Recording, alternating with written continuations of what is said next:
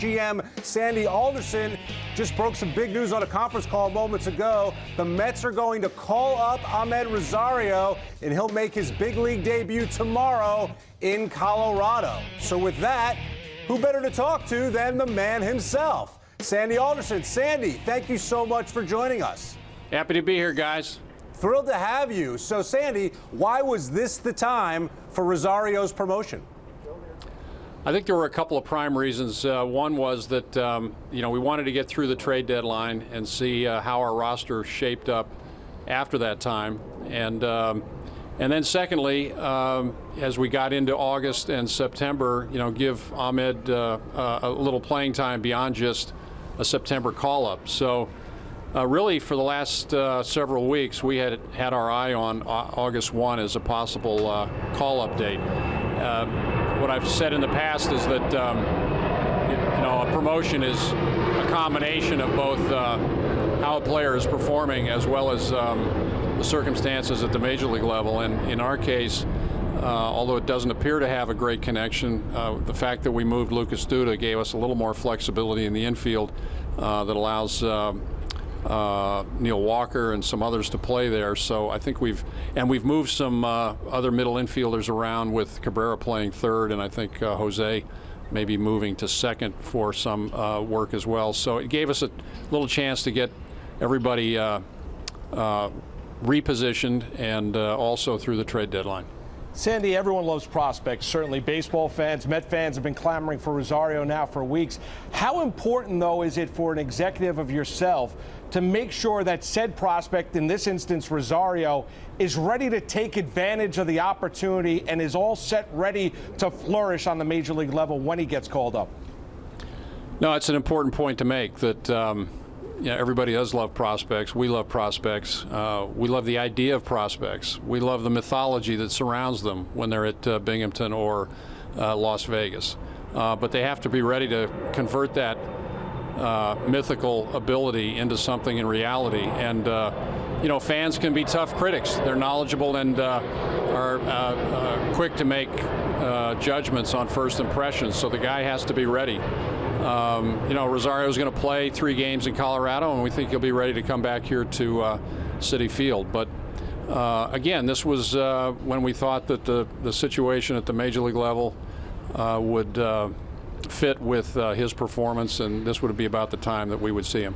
Sandy, everyone's excited that he's coming up and is going to play in Colorado. You said you wanted him to be ready. You clearly feel that he is, hitting .330 down in Vegas, but now he's going to be up with the big club, and things change a little bit. I mean, what kind of opportunity will he have, and how long will he have to show what he can do at this level?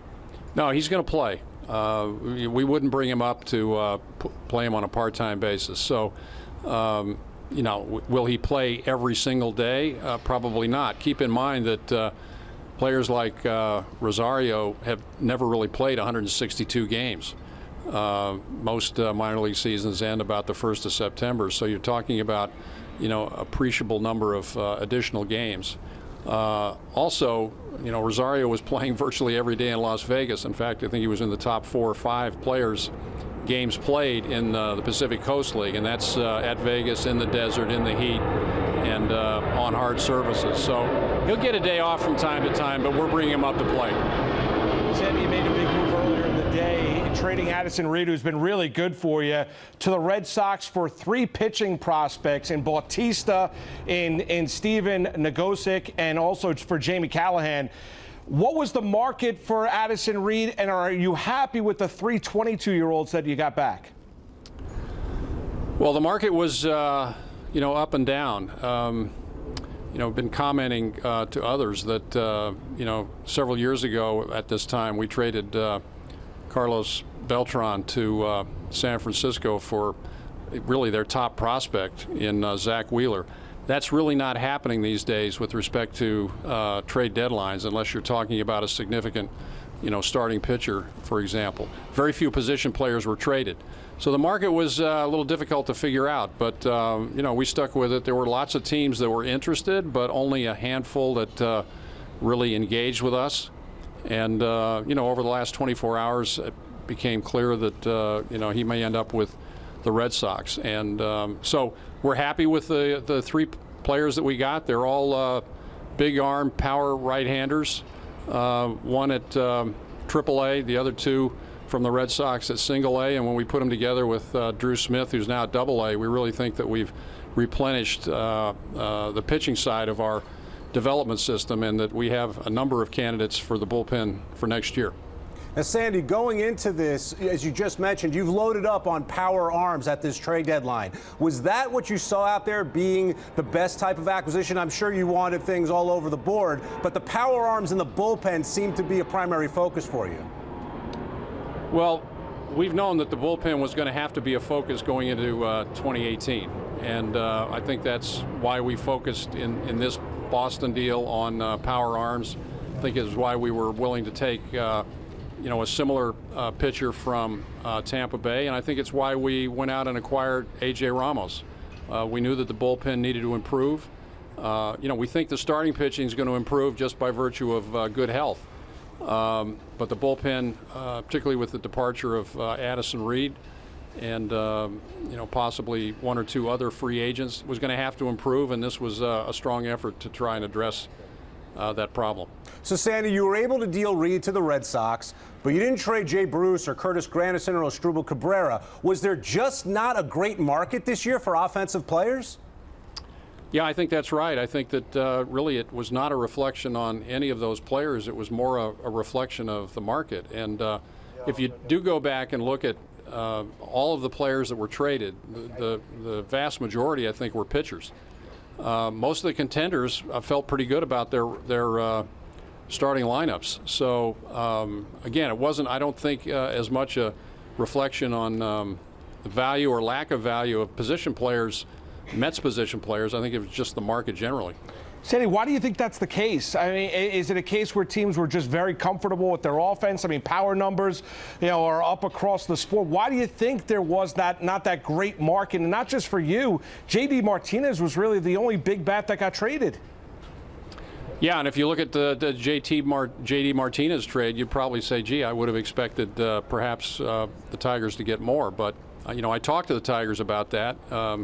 And a couple of other things along the way, and I think it was just a reflection of the marketplace. But I think it's true generally that at the trade deadline, most of the deals relate to pitching, and I think that's even more true, in the last couple of years than it was even before.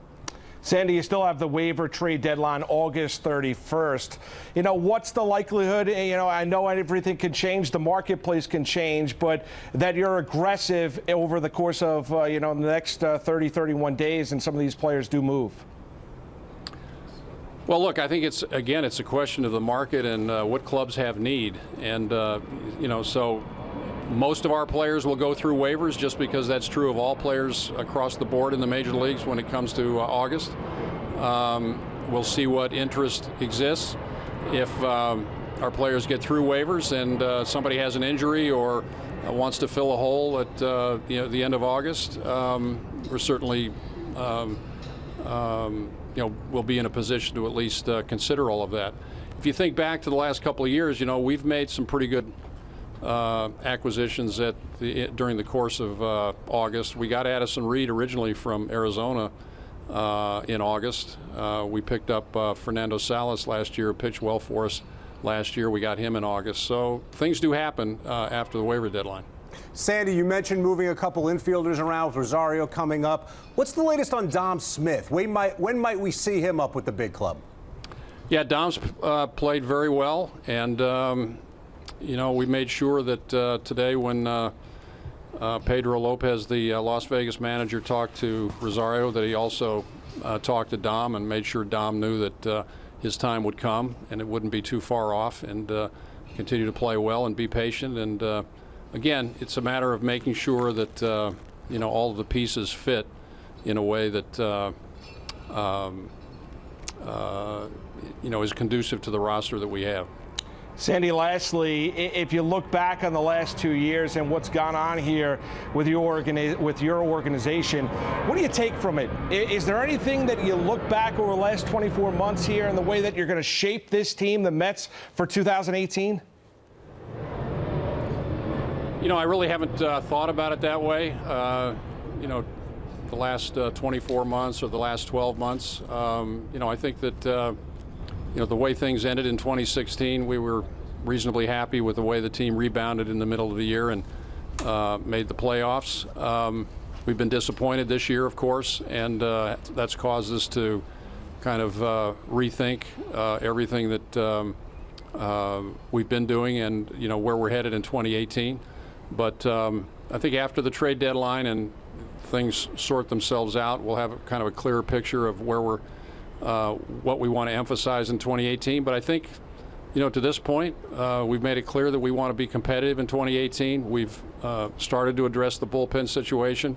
You're going to see some young players that we expect to count on going into 2018. So I think this is very, very much, you know, future-oriented, forward-looking, and you know, I'm excited to see how we do and how some individual players perform over the next 2 months.